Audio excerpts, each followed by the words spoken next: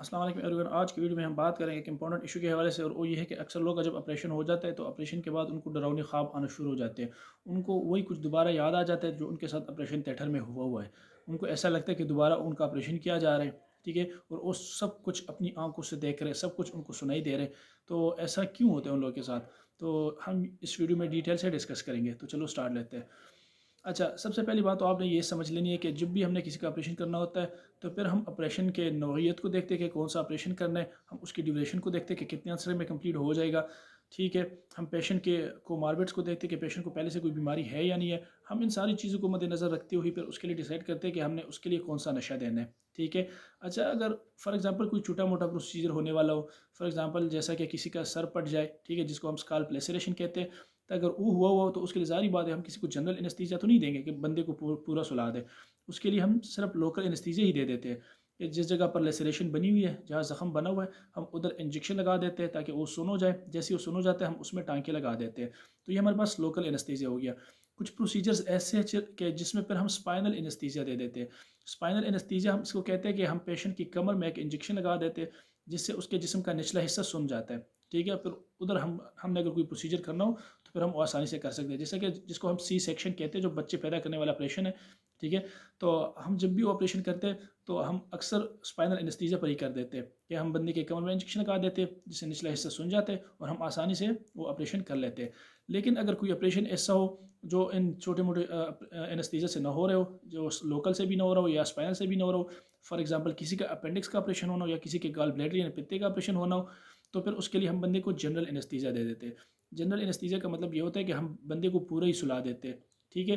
तो तब जाकर हम उस ऑपरेशन को कर लेते हैं। अच्छा, जब भी हमने किसी को जनरल एनेस्थीसिया देना होता है तो हम उसके लिए चार चीज़ें करेंगे। हम ये नहीं करते कि हम इसको सिर्फ सुला देते हैं, हम उसके साथ चार काम करते हैं।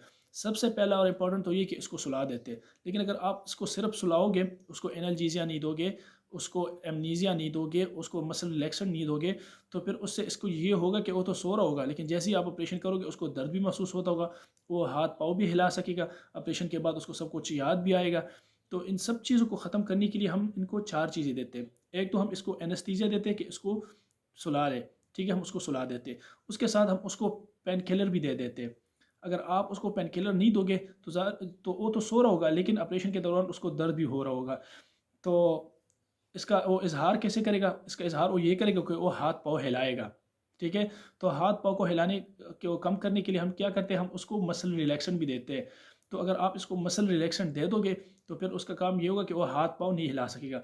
दूसरा फ़ायदा मसल रिलैक्सेंट का ये होता है कि अगर आपने कट भी लगाना हो, तो मसल आपको रिलैक्स होंगे, ठीक है? तो आपको इतना इश्यू नहीं आएगा।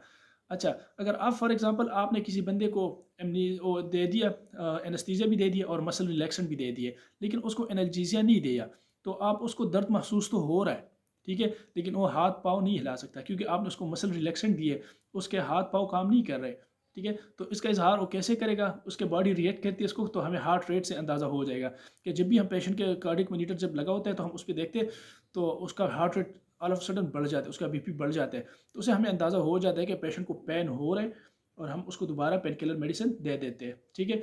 तो हमने इसको मसल रिलैक्सेंट भी देने हैं। इसके अलावा उसके लिए हमने एमनीसिया भी देना है। एमनीसिया हम बुलाने वाले को कहते हैं, बुलाने के पन को कहते हैं ना, कि हमने उनसे चीज़ें को कैसे बुलाने हैं।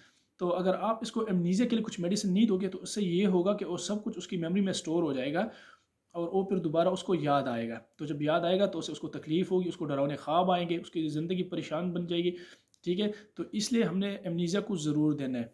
तो मैं समराइज़ करता चलूँ, हम जब भी ऑपरेशन करते हैं और जनरल एनेस्थीसिया के थ्रू करते हैं तो फिर हम उसके लिए चार चीज़ें देते हैं। एनेस्थीसिया भी दे देते, उसके साथ साथ हम पेन किलर भी दे देते, उसके साथ हम मसल रिलैक्सेंट भी दे देते और उसके साथ एमनीसिया के लिए मेडिसिन भी दे देते।